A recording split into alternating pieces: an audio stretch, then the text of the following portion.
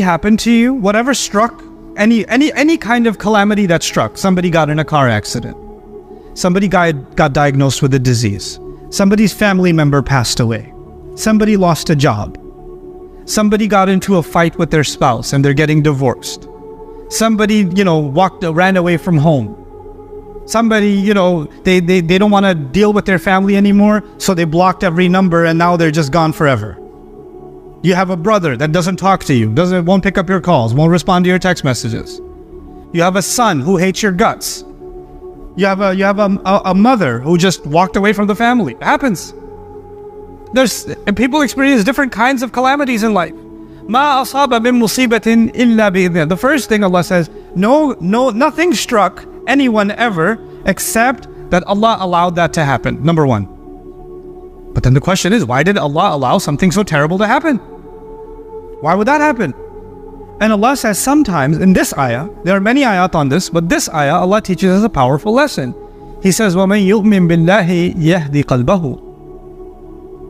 Whoever truly has faith in Allah, Allah will guide that person's heart. Allah will guide their heart. And what is Allah saying?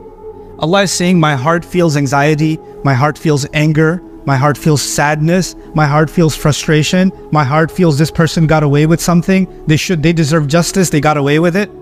My heart feels that it was unfair, my heart feels unrest, my heart feels all of these things. But if I have iman in Allah, Allah will guide my heart through these negative emotions.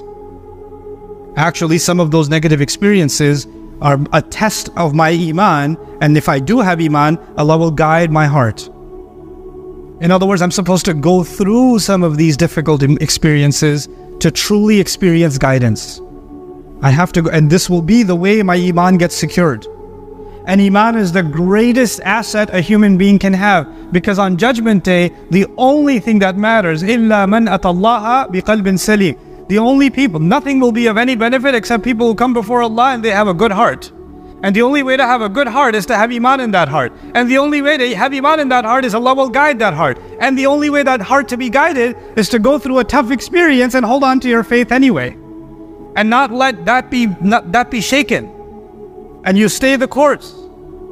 So this is a remarkable thing Allah has said. In this ayah, Allah is telling us to face a traumatic experience, to face it, to deal with it, but deal with it with faith and not let it change you. And this is why the best people that ever lived, the prophets themselves, every one of them are victims of trauma, if you want to use psychological terms. Every one of them were surrounded by toxic people. Every one of them had their boundaries crossed. Every one of them. Every last one of them had to experience narcissism. Isn't it? Didn't Ibrahim alayhi salam have a toxic father? Didn't Yusuf alayhi salam have narcissistic brothers? Didn't they? Isn't he a victim of family abuse? Wasn't he being gaslit when he was being called a thief? Isn't this what was happening to them?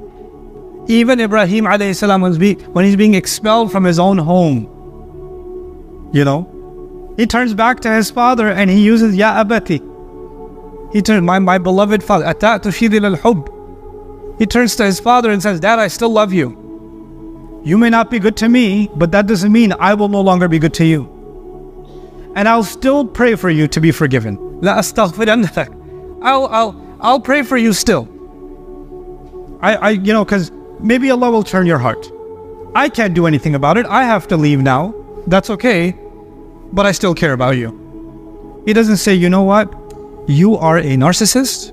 You are a toxic person. I'm glad now there's a distance between us. I need to keep you away from my own personal healing. This is not his attitude. This is not his approach. What we have done is we have created, and